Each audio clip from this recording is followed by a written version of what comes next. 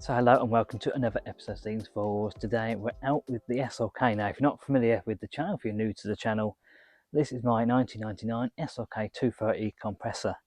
Now the reason that I'm out with this car today, because I wanted to answer a question, and that is the SLK a great starter modern classic? So is it something that you can buy and run and just enjoy as something just for the weekend or for summer evenings or that sort of thing? If you're after maybe a second car or after a little weekend car, is this going to be a really good buy? And that's something we're going to be looking at today.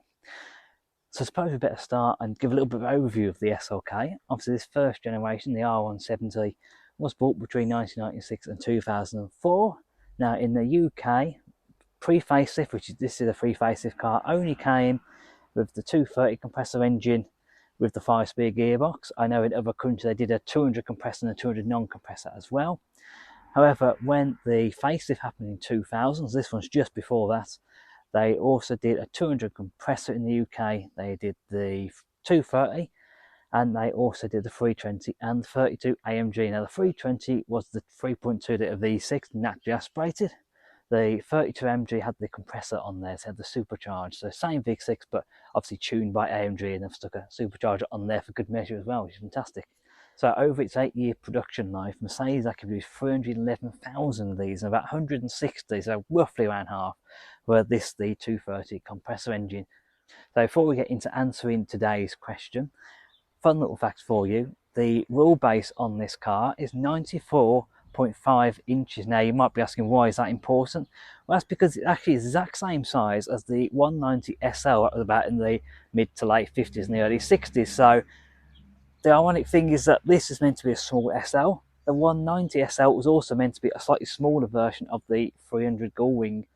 So why should you buy one of these? Why should you buy an R170 SLK? Well, the first reason is actually they're extremely affordable to buy. Now, this particular car was a bit of a project car. However, it was running and drive, did an MOT, and I admittedly got it because I worked at Mercedes dealership at the time at a trade price of £500. However, there are other products available, generally less than £1,000, should get you a running driving car with an MOT. Anything below £500 generally is a car either done mega mileage or it's obviously failed an MOT for some particular reason. It's going to need a load of work doing to it. To buy a running driving car, probably like this one as it is now, this is probably maybe a £2,500 car. So again, for that sort of money, is it necessarily worth getting a project? Possibly not, but if you're like me, I've really quite enjoyed the fact that I was able to get this car and actually make it a good car again. It was never a bad car. I just think it needed a little bit of help just to get back on track, really. So if you're like me, you get a little bit of satisfaction knowing that you've kept another car actually on the road. So the second reason is that the part availability and the actual cost of the parts aren't as much as you would necessarily think. Now that does come with a little bit of a caveat, because I've mentioned before, I've had to be quite choosy of whether to go for new parts or used parts. For example, the fan control unit went on this car needed a new one from Mercedes is £250, plus I think that was plus that actually, that was, so it's more likely to be £300. A used one I managed to find on eBay was £40 plus postage, so I think it cost me about £45. So it was a bit of a no-brainer really. You do have to be careful on parts. However, I've had to do that balancing act of finding new versus used parts, and actually I've really enjoyed that bit of a challenge really. And again, because these cars aren't worth a lot, you really want to be making sure you keep that parts bill down. So as already mentioned, this particular one is a 230 compressor, and if we were to go for that one, bearing in mind roughly half the cars, half the SLKs that produced came with this engine, it's a really good choice. It's just over 190 horsepower and a 0 to 60 time of 7.3 seconds. So I don't feel like I would need any more power in this car. I don't feel like I miss the power, extra power. I also don't feel like this is a slow car, and I actually really find it quite fun to put your foot down this car. And I think it surprised quite a few people that have been in the passenger seat or have driven this car and I've suddenly put the foot down, and sometimes it even surprises me.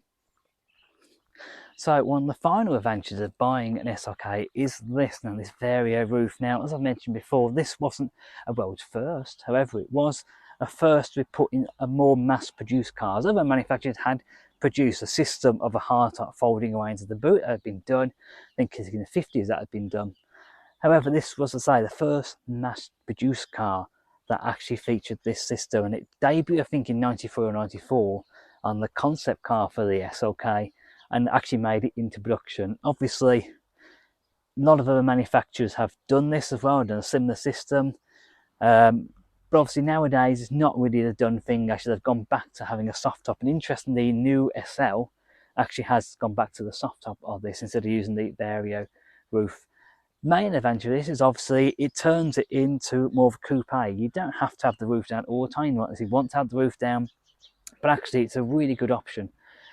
Also adds that security level as well. If you don't park your car in a garage, leave it outside, it's a bit of extra security as well, isn't it? You're not really worried about it getting damaged or someone else getting into the car, which you would do with a soft top. So what are the cons then? What are the negatives about buying an R170 SLK? Well, there are a few. First of all, this isn't the sportiest cars. It's quite quick and I enjoy driving it, but it's certainly no probably Z3 or it's no Porsche Boxster. However, it is still a really nice car to drive.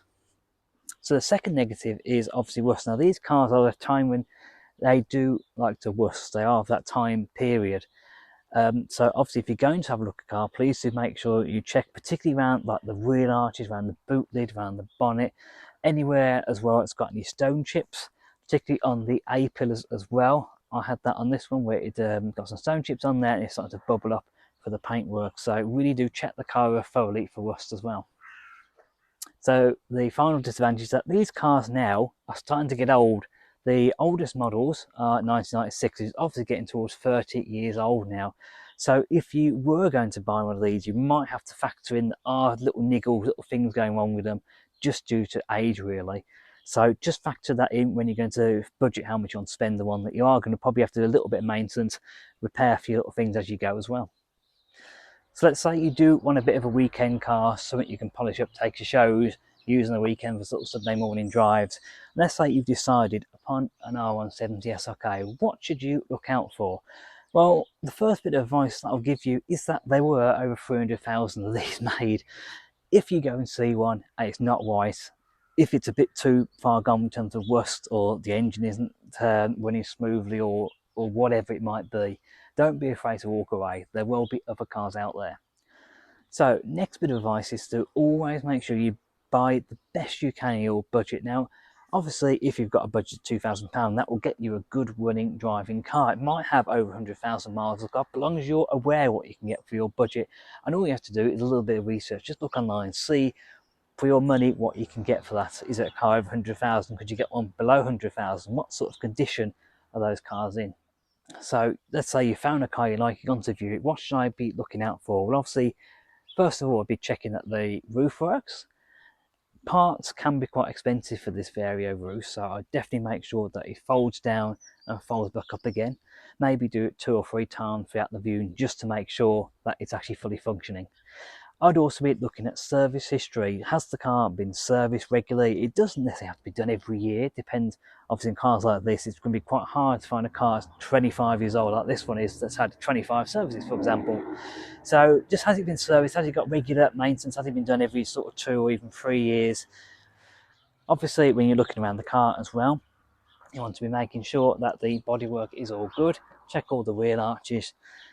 Check around the front, they do not to rust around the front as well, and around the boot lid as well. If you can have a look underneath the car, it's not always possible, I know, but generally if a car is rusting places you can see it, it's going to be rusting places that you can't see. If a car looks relatively tidy, you know generally, it's not always the case, but generally it will be generally solid underneath as well. So finally, you want to be going out for a test drive in this car. Ideally, you want to drive it yourself, however, don't worry if you can't. Ask, particularly if you're going down the private seller route as well, and buying for a private individual, ask the seller if they could take you out for a drive as a passenger. As they go out, drive it, and you're the passenger, you'll be able to get at least a feel for the car and see if it feels smooth. Does it go for the gears nice? Does the engine pull nice and smooth? All that to sort of 5,000 or 6,000 revs. Don't forget that this is a supercharged engine, so it should kick in fairly low revs, to be honest. It should feel nice and smooth. It's not like a turbocharged car where the turbo sort of cuts in sort of maybe 2,500 to 3,000 revs. And obviously maybe just go over and check little things like, does the heater work, do the windows work, do all those little electronic bits and pieces that's inside, do those work as well. So when I viewed this car, I knew within 30 seconds I wanted this, and my gut instinct said it was a good car. I admitted that there was some rough edges around it. The rear arches were a little bit bubbling worse, but they weren't that bad. The paint had gone cloudy, but I sort of had a gut instinct again that would sort of polish out with a good machine polish session, and sure enough it did. And sort of look at the car now, I've had it for 2 years, it's had quite a bit of work done. I've probably spent about £2,000 getting to this level, but I knew it was a good car. I knew in me that gut instinct, and obviously that gut instinct has paid off. So let's finish off this episode by answering the question I asked at the very beginning of the episode. Is the R170 SLK a good buy in terms of being a modern classic and a good one to start out with as well? I like to think so. Obviously, with any car you buy, particularly a car of this age, there's always going to be a little bit of risk, there's always a bit of a gamble. But if you know what you're looking for, and if you aren't afraid to walk away from a car, and you're maybe just a little bit choosy, don't forget, as I said, there were over 300,000 of these cars produced, so they're not exactly short in supply, as it were.